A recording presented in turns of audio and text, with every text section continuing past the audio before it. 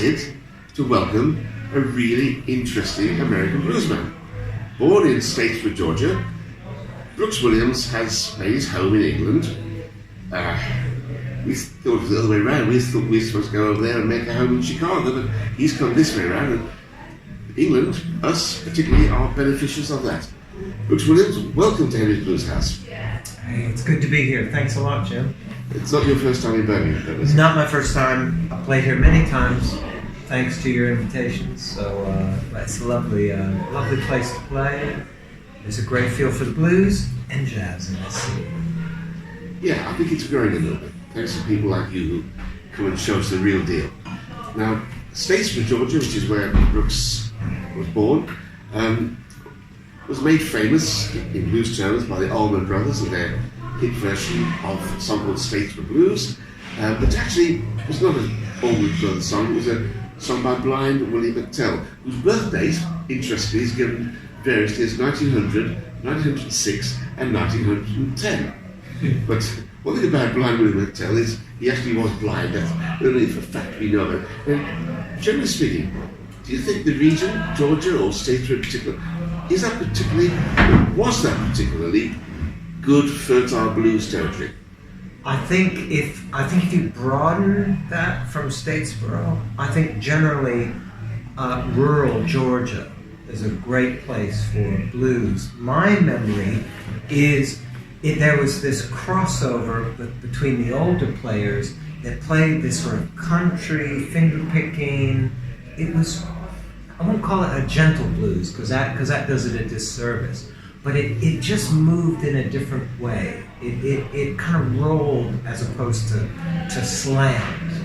But what happened was that old style, that old, we call it country blues, that old country style met with this more dance-oriented, what we later thought of as R&B.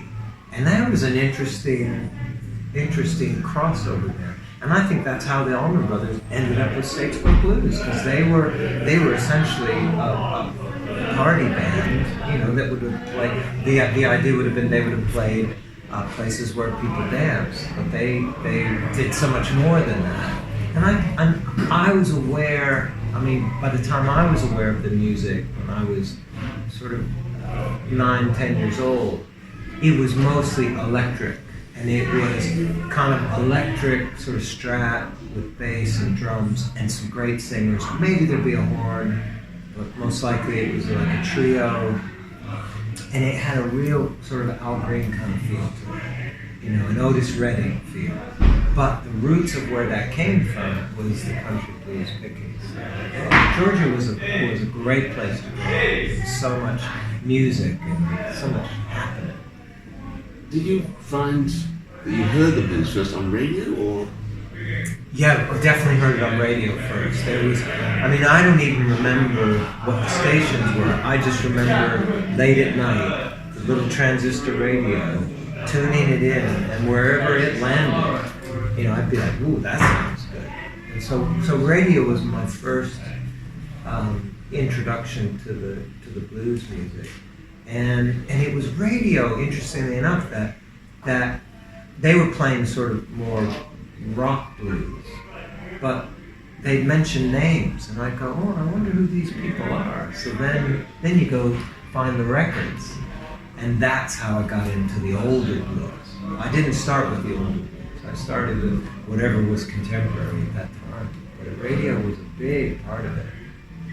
Yeah, well, originally, you had interesting music anyway, because your mother coerced you to play violin, Yes, she did, yeah. And then you learned to have a ukulele, and you moved towards the blues. So, do you remember who the early blues players were, who you heard? I mean, beyond the sort of poppy blues and soul and things you were listening to, when did you first sort of hear the real blues? And who would that have been by? Well, funnily enough, it would have happened around the time that I was going to leave home. So I left home at 17, and I went, like most teenagers do, they want to get as far away from their roots as possible, because that's what you want to do. So I left Georgia, and went up north. And I wanted to be independent. And I went up there, and it was the first time that I went to gigs on my own. And I was hearing people like Taj Mahal and John Hammond and Bonnie Raitt. That was the first time that I went to live shows on my own. And Taj was playing in small clubs around Boston and New York. And I would go in and I'd hear these songs, and of course John Hammond or Taj or Bonnie Raitt or Rory Block, they would mention names from the stage. So my homework at that point, like I was so into what they were doing, then I would go out and say, well, who's this Mississippi Fred McDowell? What the heck is that all about? Who is Pink Anderson? Who's Sister Rosetta Tharpe? Who's Joseph Spence? You know, and I began this sort of breadcrumb trail back to those original players. I remember early on listening to Blind Boy Fuller and being absolutely hypnotized by that style. And he was a piedmont player. So you fill in the gaps, but going back. Get your yayas out. Yeah, get your yayas out. Yeah. Keep on trucking. Yeah, keep on trucking. Keep on trucking on. So you mentioned Piedmont there. It's very interesting for European jazz audiences because we don't really know those regional terms as well as we should. Piedmont blues, why don't you tell us how you define Piedmont blues? Well, Piedmont blues, as I understand it, I think of myself as a Piedmont blues player. So how I look at that is it's a gentler finger-picking style. And it kind of reflects the landscape. And this is my theory about blues as I've traveled around America.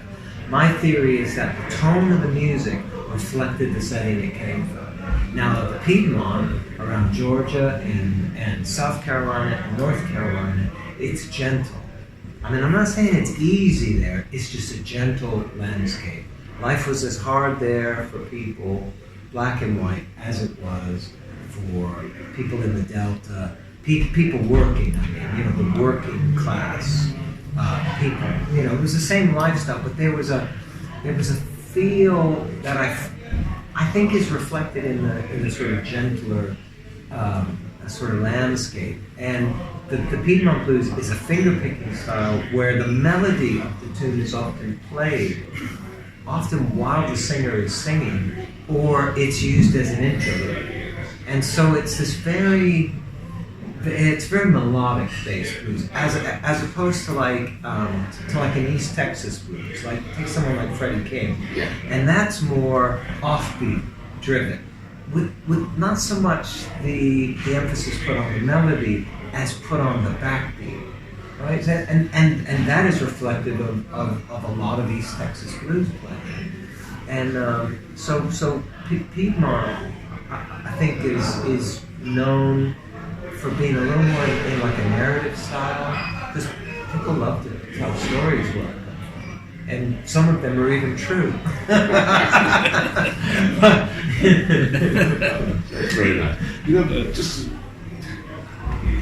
part of the narrative for a moment. It's really interesting you say that it reflects the countryside and the environment, because in Berlin we have a very, very, very successful rock band called Black Sabbath, and everybody says it reflects their harsh environment. Right. It's the same thing. Yeah, I think it's true. I think music has more to do with geography than what people actually mention, because it does reflect, you know, the working life of people, the day-to-day life of people, what they have to cope with, and music is bound to influence that. I mean, there was a time in the 80s I was really into that. I mean, I suppose now we'd call it grunge rock, although I don't think it was called that then, but it was just these sort of beer-drinking, muscular rock bands. And the ones that came out of the northern U.S. states were particularly tough. And I think it's because winters there are unbearable. You've got to be strong to cope with the winters, and then when summer comes, it's the other extreme. And I think those bands, they don't take any prisoners. And I was quite drawn into that vibe of these sort of rock, you know, hard hitting like quartet rock bands. You know? And so I think it's a big part of the music. Now, correct me if I'm wrong, but I think originally, when you first started playing in public, I get the feeling you were a lot more, you mix your blues with folk music a lot more. I also get the feeling, and I know you'll correct me if I'm wrong, that as the years have gone by, you become more deeply immersed in the blues. Yes, yeah. I mean, I'm a product of that time. When I signed my first record deal, it was 1992. And I'd been working bars since the mid-1980s. And I reflect the trend of what the indie record companies were signing, in that they wanted singers who also did a bit of writing, but they weren't necessarily looking for roots music players. And I went where the offers were. And so I was influenced by those offers.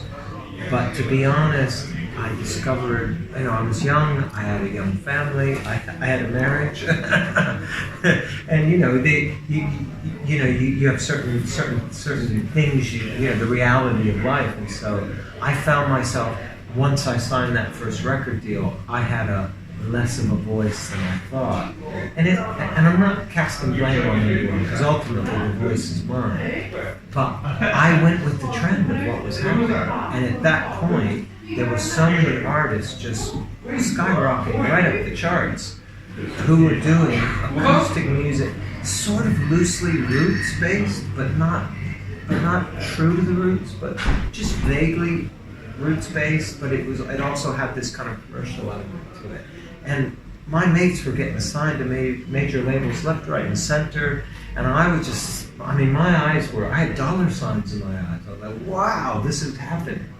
But the thing that came to pass was that let me down, because ultimately that was just a trend. And I was left at the end of the 90s scrambling. I was like, well, the business is changing, and I realized I'm not doing what I love to do. So it took a few years to reorient myself and get back on track. But when it came time to get back on track, I asked myself a simple question: what is it that's never let you down ever? And it was the blues. And so I made a direct line back to where I started, which has always been a thread in there, but I sort of look at, I got a second life around 2005. I got a second opportunity handed to me, and I grabbed it with both hands. And I said, this time, I'm gonna do the music I love. And I've not gone away from that since then. That's very interesting. I think the discographer in the future will chart your career from all the recordings. You made so many recordings. Yeah. I mean,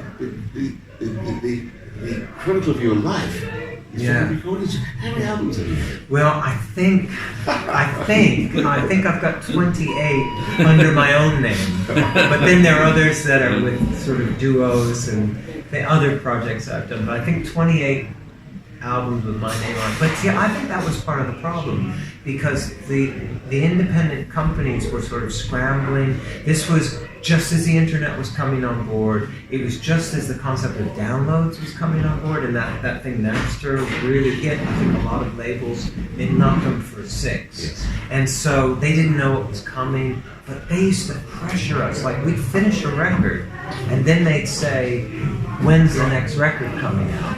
And it'd be like, well, we just did a record, so can't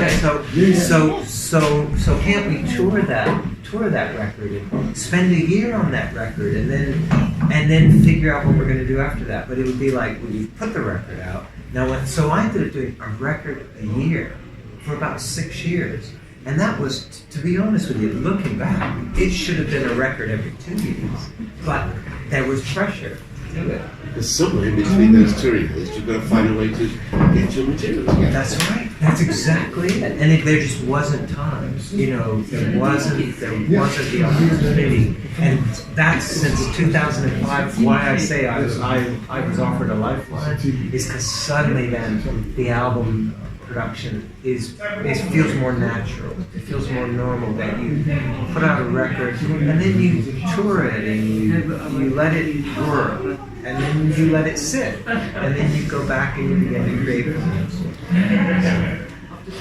Just for latecomers, just for latecomers, for interest, we talked to Brooks Williams, blues guitar player from Statesboro, Georgia, and we're recording it, so I'm sure you'll enjoy it. But my next question is, you're talking about working in solos and duos. I'm interested to ask you, have you ever recorded with a band? Yes. I've done a few records with bands. My latest record, Lucky Star, I recorded up in Glasgow with a double bass player and a young jazz drummer and a backing vocalist and a sort of jazzy, bluesy piano player. And I love that because we did it live. We just went in the studio. My favorite way to record is to set up in a room and just see what happens. And even if it's not perfect, it's making music in real time. I think so. All the work should take place in rehearsal rooms. Yeah, that's right. The studio, that's right. That's where you. That's it. That's where you just do what you already know how to do. That family history, you mentioned John Hammond Jr. Yeah. Didn't say Junior. Oh yeah, Junior. John Hammond Jr. You might be very interested to know that you are the latest in a series of American players who have played at Henry's Blueshouse. The first was Arthur Big Boy Crudup, followed by Son House, Lightning Slim, Whistling Smith, and then John Hammond Jr. Wow. So when would that have been? cover your ears, boys. 1968. I was just born. Fabulous. Now Son House background. Yeah. Fabulous. So, you mentioned earlier how the names of the bluesmen really grabbed your interest. I was the same with jazzmen. When I first heard there was a musician called Jelly Roll Morton, I thought, I've got to find out. Yeah, you got to know what that's all. But it's interesting. I mean, look at your music. Your musicians who were pretty interesting, really influential. So many of them were blind. Yeah. I mean, McTell, Gary Davis, Blind Boy Fuller. Right. Barbecue Bob, that's an interesting. Do you know Barbecue Bob? Yeah. And Blind Blake? And Blind Blake. He's blind too. Yeah. Why is that? Well, I don't know why they have that affliction, but I can tell you why they were great at music is in those days, if you were able-bodied, you were put to work. And so if you had something that kept you from working, you had to do something else. And I think it has so much to do with music that people tend to overlook. Is so much of it is economics. That's what it boils down to. Like everybody else, people at the end of the day have to make a wage that they can live on. And so I think that they developed as players or singers because they had to. What else were they going to do? They couldn't work in the field. They couldn't run a shop. So, but I think it's so cool, isn't it? They could have become lawyers.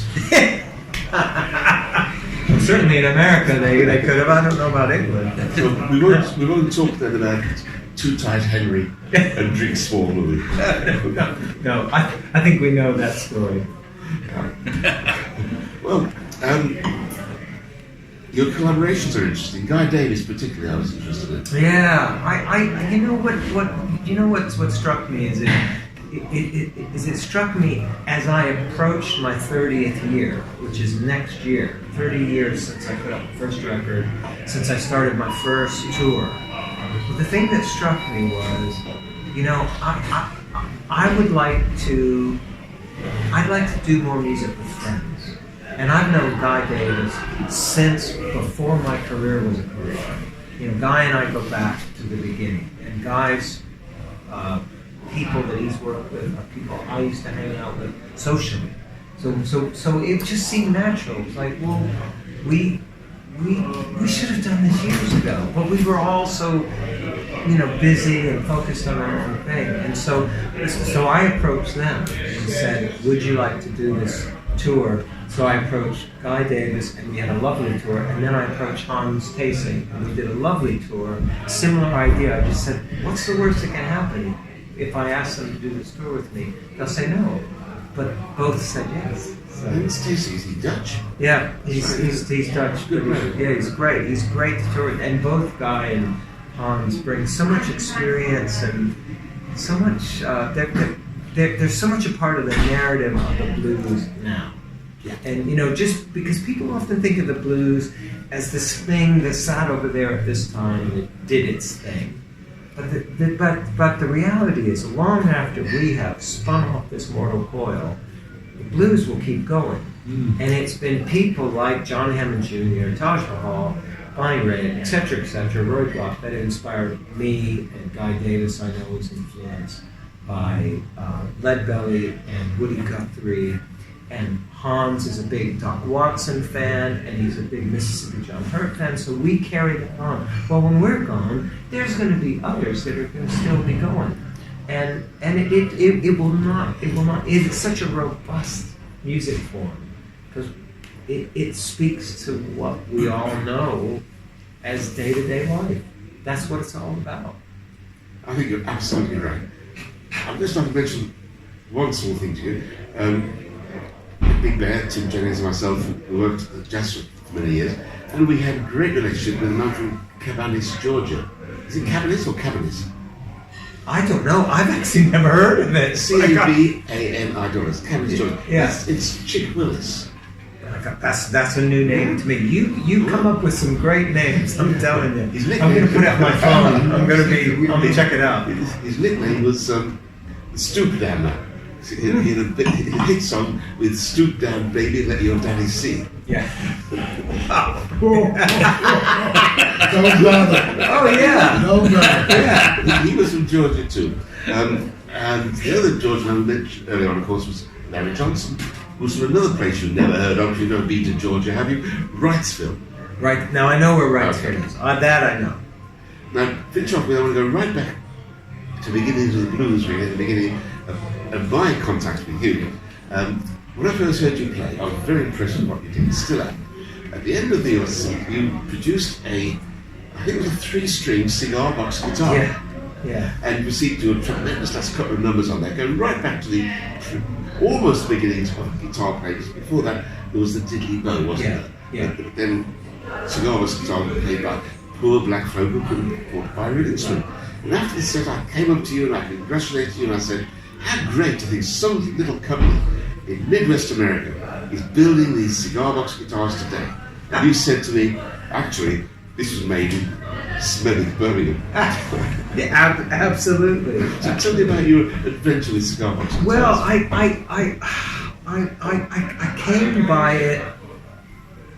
I mean, I have to be honest. I didn't really take it seriously initially because I love playing guitar. I love having 6 strings. I use them all the time. I use all 6 of them the whole night. So when I first heard of doing something on cigar box guitar, it kind of struck me as well. If I can use 3 strings, I mean, I'd much rather use 6. But I was at a show in London, and before the show, there was a fella there from Birmingham doing a workshop on building cigar box guitars, and it was Chicken Bone John, who's from Birmingham. And he said to me, you should play one of these. And I was like, yeah, whatever, I will. But he then continued to communicate with me. And and the more he spoke to me about it, the more intrigued that I got. And so I ended up going to him and buying one of his cigar box guitars. I liked it and used it, and I actually took it on tour in America and left it there. So when I go to America, I have that guitar on tour. And then I came back and said, well, I've left that one in America because I can't carry all my guitars, so I need another one. So I bought another one from him. And, you know, it's fascinating to me that the blues, that you can strip it back so far and it still communicates. So cigar box guitar to me is a slide guitar thing, and it still is so powerful. It's three strings, but it almost sounds bigger than the 6. In a way, it's just a weird thing. Must be the way you... Well, I like to think. Brooks, it's really nice to talk to you. And now we're going to drag you upstairs and you're going to entertain the multitude with your fine Statesboro. Well, thank Thank you you very very much.